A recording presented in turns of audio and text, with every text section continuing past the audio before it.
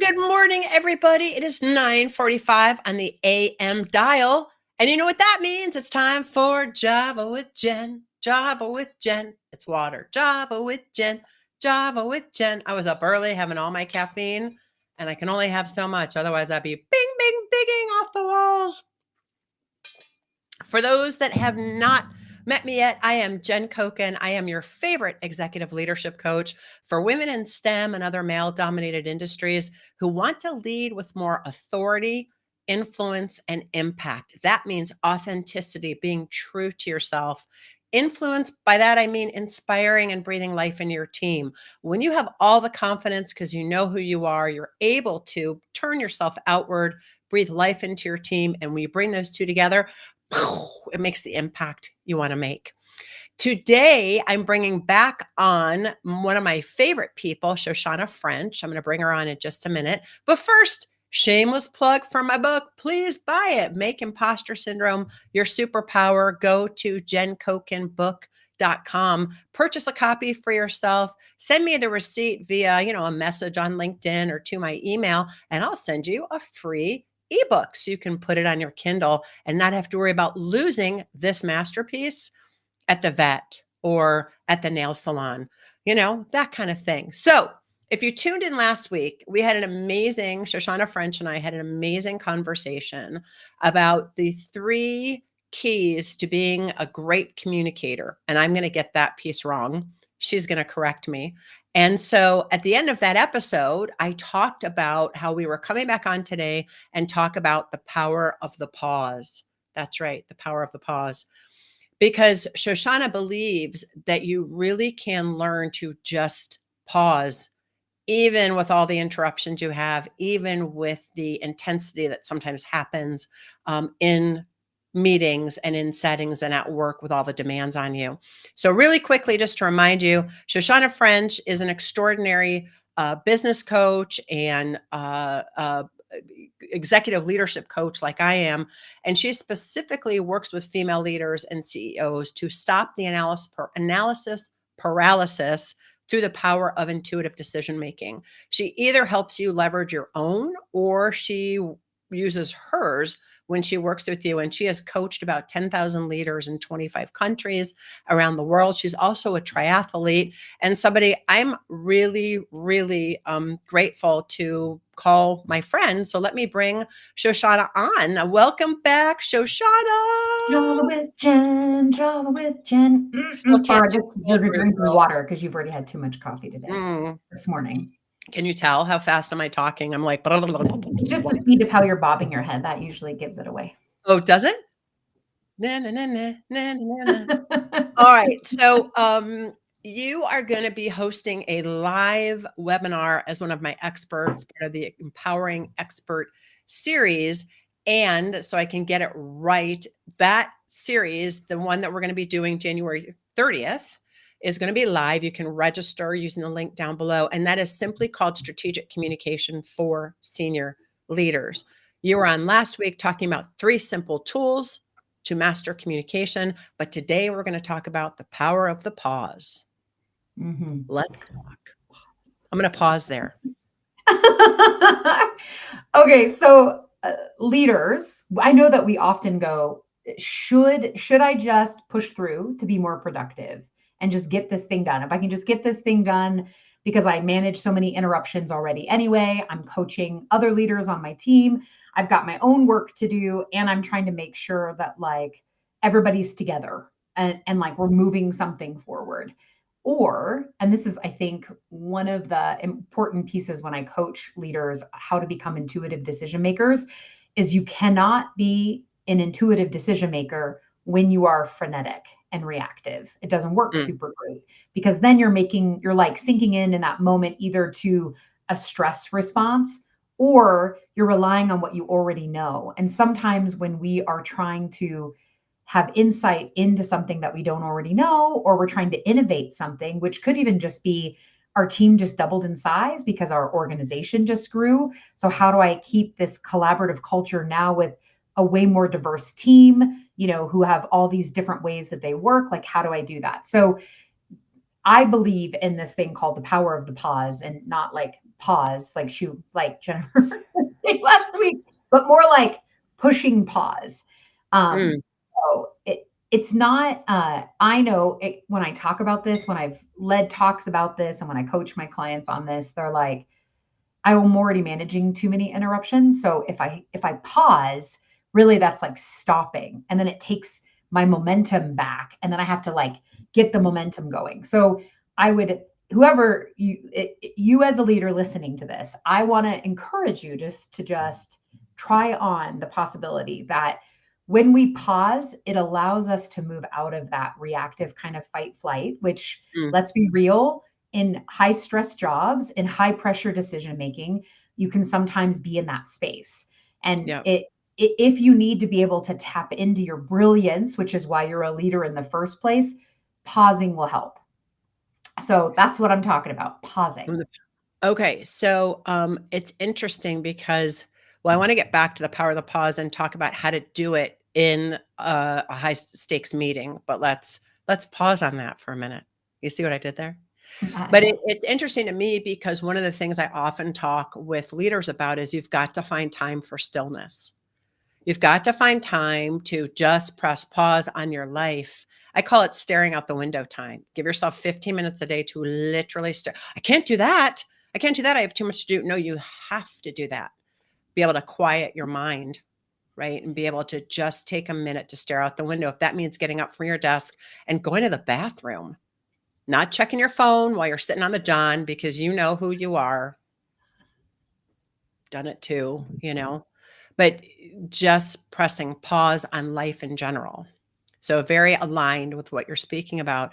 How does a person do that when you're in a meeting and you're presenting, let's say, and somebody asks a question that you don't feel prepared to answer? That's one. I mean, I'm going to give you three kind of scenarios. You don't have to answer each one, but these are Okay. the kind of things that I hear all the time. Somebody asks you a question you're not prepared to answer because you can't think of everything that someone's going to ask in a meeting. That's just what there is. Number two, somebody interrupts you while you're talking in the That's my middle. personal favorite. Oh, I love that when that happens. Or number three, somebody steals your thunder. You're making a point and they kind of chime in and steal your thunder. So in those moments, it's highly reactive. Any one of those situations is highly reactive. How do you have the wherewithal to interrupt that reaction to deploy the power of the pause? Yeah. Well, so let's like step back 3 steps. So if you're listening to this, you're not currently presenting. So that's a plus. If this has happened to you in the past, we could talk about what you could have done, but I think it's more interesting to talk about what you could do in the future and then reflect on how this could look compared to maybe how you handled it in the past. Mm, So for me, one of the just exactly what you were talking about, Jen, which is like the staring out the window thing. I had a CEO, and one of the things that she often was dealing with was the how quickly her organization was growing. And what I found is that for her, the talk I used to call it the permission to pause. ooh, That's what I used to call it, and now I call it the power of pause. But it really was about, do you have permission in that moment to pause? So the best, like, a remembrance I have is my grandfather, who was very, very, very smart. And you would ask him a question, and what you could anticipate was that he'd give you a very thoughtful answer, but it was not going to be immediate. It just was not, ever. And so he would say, like, he had different little things he would say, but I'm just going to tell you what he would do. And it worked for when someone asks you a question when you're presenting.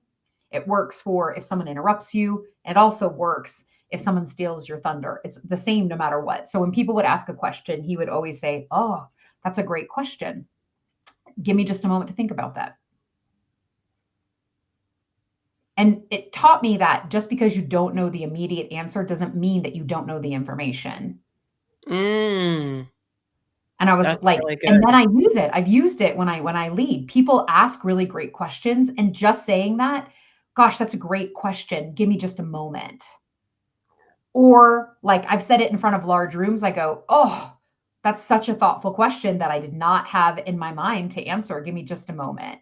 And I literally take, even in front of a room. I mean, you can't take like a minute. That would not work super great. But you can take about 3 to 4 breaths, which is about 15 seconds. And then you go, okay, well, this is what I've got. And then you give it to them and then say, I'm going to give this to you.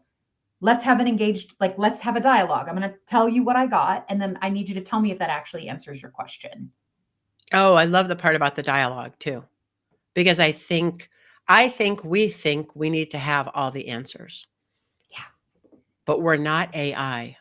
We're not ChatGPT. No, I mean, thank Back in the day, goodness. we would have said we're not the Encyclopedia Britannica. Now I'm super dating myself, but we're not AI. We're not ChatGPT. Yeah. That was my grandfather's favorite answer, by the way. He'd be like, I don't know, go in my office and grab an encyclopedia. My mother and father used to do that to me all the time. Okay, I so got then what really good. about Okay, so that's like number one. humanos interruptus? Yeah. So when people interrupt, I always let them finish and then I go, "Oh, okay. Well, so what I was saying was," and I go right back to what I was saying. You don't even acknowledge what they said. Mm-mm. I love I it. mean, as an example, I was leading a communication training program to a very large room once. There was like 75, 80 people in the room, and then there were another 197 online. And the CEO of the company kept interrupting me.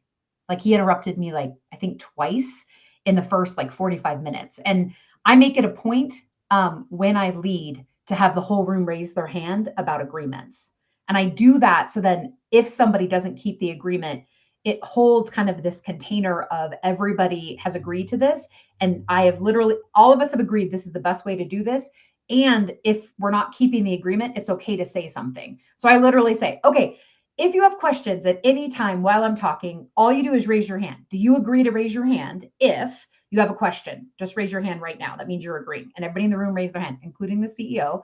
And then I say, if you have a question and I don't see you, but you're sitting next to someone who's raising their hand, like you raise your hand. So two of you, are you willing to do that? Everybody raises their hand. And then I say, if you interrupt me, do you agree to have me engage with you about why you interrupted me? And people are like, oh. And I'm like, okay, do you agree to that? And then everybody raised their hand. So the first time he interrupted me, it was like, so I just kept going. Second time, well, I kept going. But the third time, I was like, oh, okay. I was like, okay, pause. And won't say his name, but I was like, okay, can we chat for a minute about the interruption? And he was like, got a little upset. And then I said, do you interrupt other people? Is that a regular way that you get your points across? And he was like, well, people are in a hurry and they don't listen. I said, yeah, that's true. Totally true. I said, and you don't listen too. Like we all do that. You don't listen and I don't, we all don't listen, right? Can you agree to that? And so I just engaged them a little bit. And then I said, do you agree again to not interrupt me? And he was like, yeah, I can agree to that. And I was like, great, just to check with the room. Everybody agrees not to interrupt me. And everybody said yes. And then we went on. At the end, he told me that no one's ever called him out before that way. And that his biggest complaint when he had his first position in a C-suite before CEO, when he was like the director, was that he would be in meetings that he was supposed to be leading and he would get interrupted by the CEO. So he no just took on surprise, that right? We behavior. do the thing that we don't, yeah. Yeah. Okay, and then the last one, which is when people steal thunder. That one is more complex than we have time for Java with Jen, but here's what I would say. If you have the experience that someone stole your thunder, like you're making a point, an important point in an important meeting, and someone like basically takes the words out of your mouth and puts the conclusion, which makes it look like it's their meeting when it was your meeting. What you do in that moment is, and again, if it's a pattern, it's more complex because sometimes you have to nip patterns in the bud, right? But if it's not a pattern, you just go, oh, wow, thank you so much for making my point for me. That's awesome. And then take the meeting back. I love that. As you said, we don't have time to get into this in depth, but I so loved all these opportunities to deploy, I think is a good word to say it, the power of the pause, because I think the point you made at the beginning that we don't often feel like things are moving so quickly and we've got to produce results and we have to get back to people. we don't think about pausing. We think we're supposed to Mhm. know. We think if somebody interrupts us, especially if they're the CEO, relationship to authority, just let him go for it. So I love the way that you presented this. I would want to invite everybody who's watching and all your friends to make sure to register for Shoshanna's webinar that we're going to be co-hosting, co-facilitating, featuring her live January 30th. The link to register will include in the show notes, so you know how to do that. The show notes, get it? Sure. Shoshana and the show notes. And that way, when you come live, you'll also get a chance to bring your scenarios and get real-time coaching for Shoshana. We'll try to have at least 10 minutes for that kind of thing, but you'll also be presenting more of her tools and more in depth into the tools she's already presented for strategic communication for senior leaders. January 30th, that's a Wednesday, 11 a.m. Eastern. Meantime, Shoshana, thank you. It's always fun to have you on Java with Jen and Show. Java with Jen and Show. Java with Jen. Ba-doop, boop. Need a little agua. Thanks for being here, everybody. Thanks for watching.